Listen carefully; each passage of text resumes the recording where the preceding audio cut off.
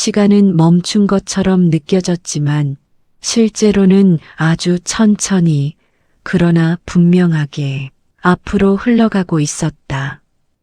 하루하루는 길었고 밤은 유난히 더 길게 이어졌지만 그 시간을 버텨내는 사이에서 나는 조금씩 다른 사람이 되어가고 있었다.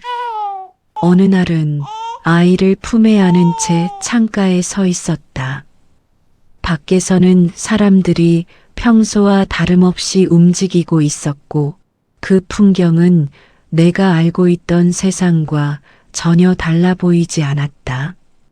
그런데도 나는 그 안에 속해 있지 않은 느낌이 들었다.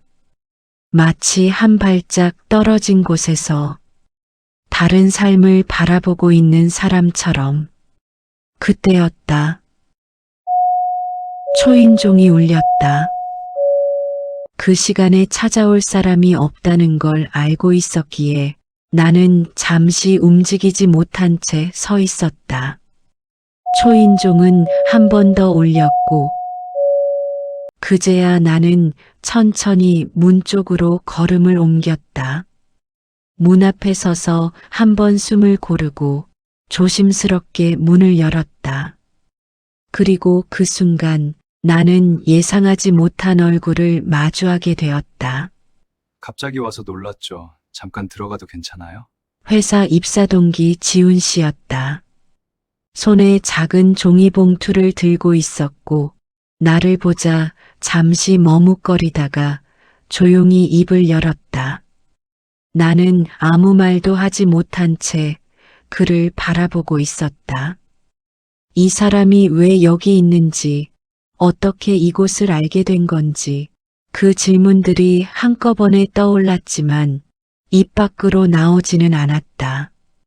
그 말에 나는 잠시 망설이다가 조용히 고개를 끄덕였다. 문을 조금 더 열어주자 지우는 조심스럽게 안으로 들어왔다.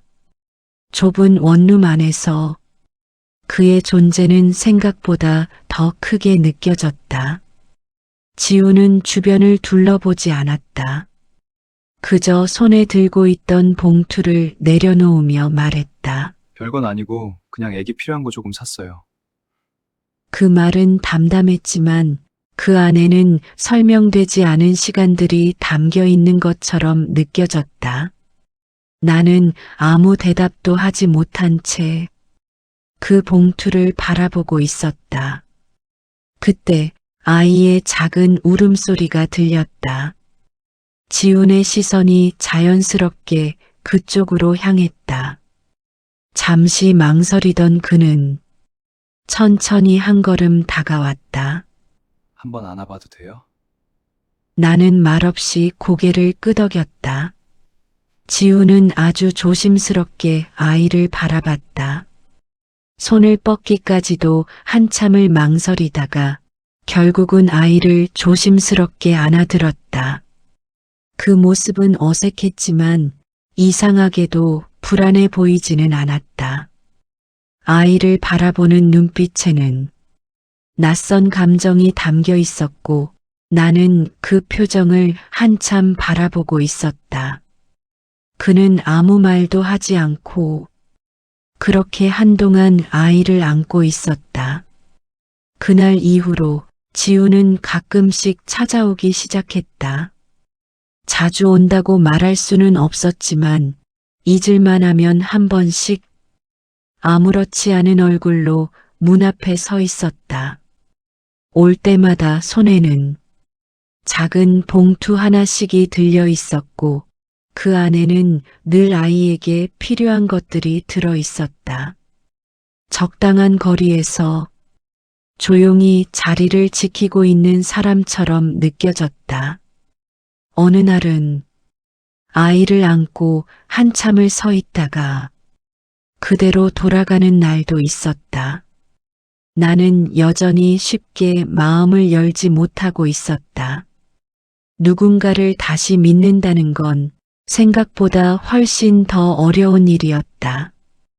이미 한 번 무너진 경험이 있었고 그 기억은 쉽게 사라지지 않았다. 그래서 더 조심스러웠다. 지훈이 어떤 마음으로 이곳에 오는지 그 이유를 모르는 건 아니었지만 그걸 받아들이는 건 전혀 다른 문제였다. 어느 날 지훈이 아이를 안고 있는 모습을 바라보다가 문득 그런 생각이 들었다. 이 사람은 처음부터 이 자리에 있었던 사람일지도 모른다는 생각이었다. 내가 몰랐을 뿐 늘 같은 자리에서 같은 방향을 보고 있었던 사람. 그 사실을 인정하는 순간 마음 한쪽이 조금 흔들렸다. 하지만 그걸 바로 받아들이기에는 아직 남아있는 감정들이 너무 많았다. 그래서 나는 아무 말도 하지 않았다. 그저 조금 더 지켜보기로 했다. 그 사람이 어디까지 기다릴 수 있는 사람인지. 지훈이 다녀간 뒤에도 방 안의 공기는 쉽게 가라앉지 않았다. 문이 닫히고 난 후에도 그 사람이 서 있던 자리의 온기가 그대로 남아있는 것처럼 느껴졌고 나는 한동안 아무것도 하지 못한 채 그 자리를 바라보고 있었다. 이상한 일이었다. 누군가가 다녀간 뒤에 남는 건 보통 피로감이나 부담이어야 했는데 지훈이 다녀간 뒤에는 오히려 조용한 안정감이 남아 있었다. 그래서 더 혼란스러웠다. 나는 다시는 누군가에게 기대지 않겠다고 마음먹었던 사람이었고 그 선택을 후회하지 않기 위해서라도 더 단단해져야 한다고 생각해왔다. 그런데도 이 사람 앞에서는 그 결심이 조금씩 흔들리고 있었다. 며칠 뒤 지훈이 다시 찾아왔다. 이번에도 손에는 작은 봉투가 들려 있었고 표정은 여전히 조심스러웠다. 이제는 문을 열어주는 일이 조금은 익숙해져 있었다. 지훈은 안으로 들어와 자연스럽게 아이를 바라봤고 나는 그 모습을 말없이 지켜보고 있었다. 이전보다 조금 더 자연스러운 손길로 아이를 달래고 있었다. 그 모습을 보고 있으니 이 사람이 단순히 한두 번 들렀다 가는 사람이 아니라는 걸 점점 더 분명하게 느끼고 있었다. 그래서 결국 입을 열게 되었다. 지훈 씨, 네?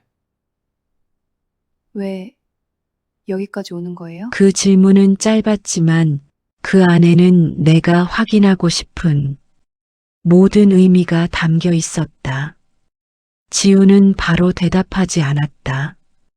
잠시 아이를 내려다보다가 조용히 숨을 고른 뒤 입을 열었다. 그냥 와야 될 것 같아서요. 그게 무슨 말이에요? 그 말은 애매하게 들렸지만 그 사람답게 솔직한 표현이기도 했다. 지우는 잠시 나를 바라봤다. 그리고 더 이상 피하지 않겠다는 표정으로 천천히 말을 이어갔다.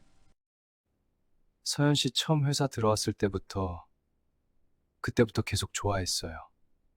나는 아무 말도 하지 못한 채 그를 바라보고 있었다.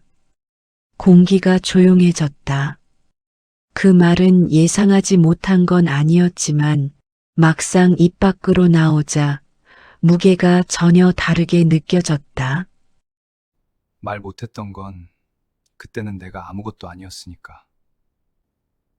근데 지금은 더 늦으면 안 될 것 같아서요. 나는 쉽게 대답할 수 없었다.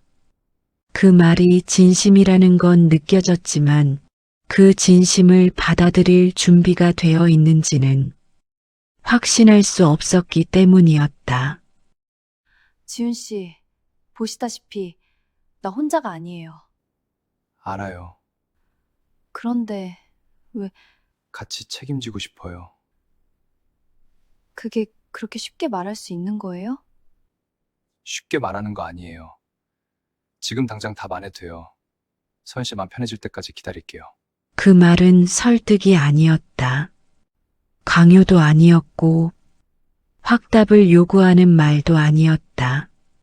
그저 이 사람이 어떤 방식으로 마음을 표현하는지 그대로 보여주는 말이었다. 그날 이후로 지우는 변하지 않았다. 여전히 같은 시간에 찾아왔고 여전히 같은 거리에서 머물렀으며 여전히 아무것도 요구하지 않았다. 대신 작은 것들을 함께 나누기 시작했다. 아이를 안고 있는 시간, 짧게 대화를 나누는 시간, 아무 말 없이 같은 공간에 있는 시간. 그 시간들이 쌓이면서 나는 조금씩 달라지고 있었다. 경계하던 마음이 완전히 사라진 건 아니었지만 적어도 더 이상 밀어내고 싶지는 않았다. 어느 날 아이를 안고 있는 지훈을 바라보다가 문득 그런 생각이 들었다. 이 사람은 무언가를 얻기 위해 여기 있는 사람이 아니라 그저 지키기 위해 이 자리에 있는 사람이라는 생각. 그 사실을 인정하는 순간 마음 한쪽이 조용히 풀어졌다. 그리고 그때 나는 처음으로 깨닫고 있었다. 이건 동정이 아니었다. 누군가를 대신해주는 선택도 아니었고 남겨진 자리를 채우는 것도 아니었다. 그저 처음부터 같은 방향을 보고 있었던 사람이 이제야 내 옆에 서게 된 것뿐이었다. 내 삶 전체를 바꾸고 있었다.